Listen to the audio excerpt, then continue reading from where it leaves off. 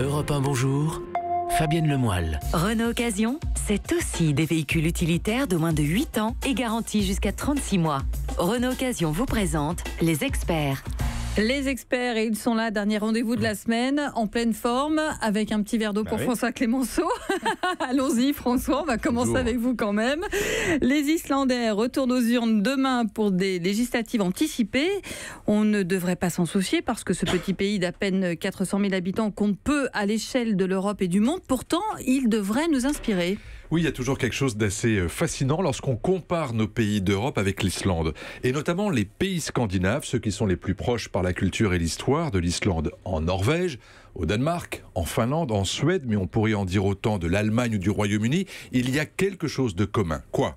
La montée des populismes et de l'extrême droite, le rejet de l'immigration conjugué avec une forme d'islamophobie et les difficultés à renouer avec la croissance sur fond de crise de l'État-providence. Or, en Islande, pas du tout.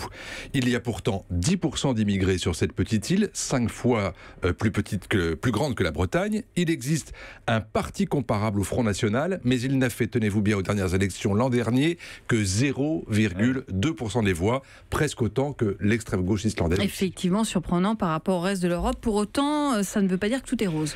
Oui, parce qu'il y a en Islande très clairement aussi une fatigue des partis traditionnels. La crise financière de 2008, puis le scandale des Panama Papers en 2016 ont cassé la confiance populaire dans le système, dans la mesure où l'économie était devenue beaucoup trop spéculative, c'est rien de le dire.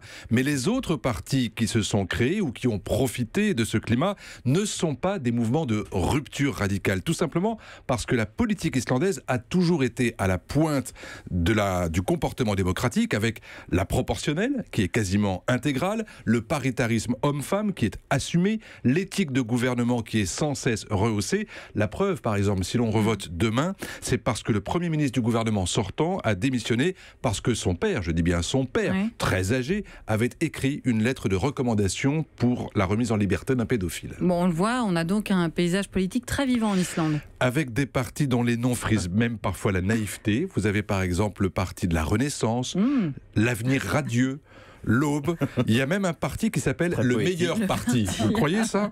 Et puis vous avez bien sûr le parti des pirates qui milite pour une transparence totale et pour donner l'asile politique à Julian Assange et à Edward Snowden.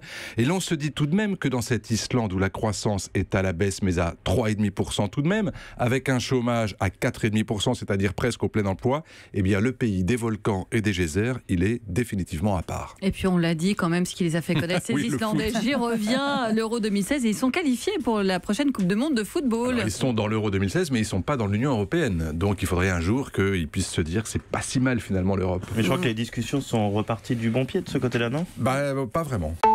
Europe 1.